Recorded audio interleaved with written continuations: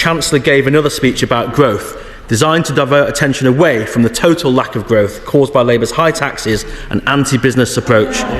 The Chancellor specifically praised AstraZeneca. She knew the last Conservative government had successfully negotiated a deal for Britain's biggest public company to invest £450 million into Britain's economy.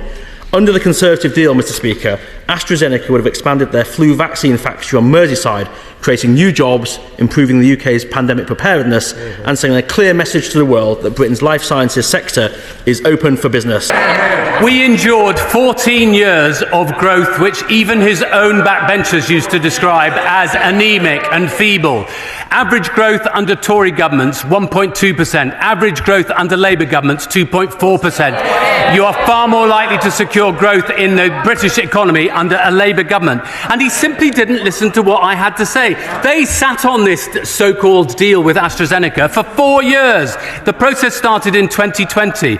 And it's quite interesting what was actually announced to the House and what was actually announced in the paperwork. In the House, the then Chancellor said that AstraZeneca had announced plans to invest to fund the building of a manufacturing hub in Liverpool. He didn't make any mention in this chamber, Mr Speaker, of the money that was needed from his department to be able to pay for it. But in the paperwork that attended it, it said AstraZeneca's investment decision is contingent upon mutual agreement with the UK government and third parties and successful completion of regulatory processes. And this was absolutely typical of the previous government. They thought that when they'd announced something that it had come to pass. But actually what you have to do is due diligence to make sure that you're securing for the British taxpayer the best possible financial advantage.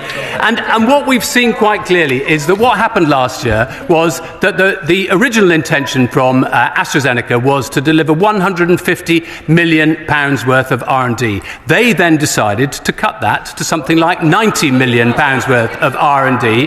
That was their decision based on their own investment decisions. And we, of course, as government, had to assess whether £90 million from the UK, as supposedly promised by the previous Chancellor, was the right amount of money to put into the pot, or whether it was better to offer something slightly less. Unfortunately, at the end of that process, AstraZeneca decided that they weren't going to proceed.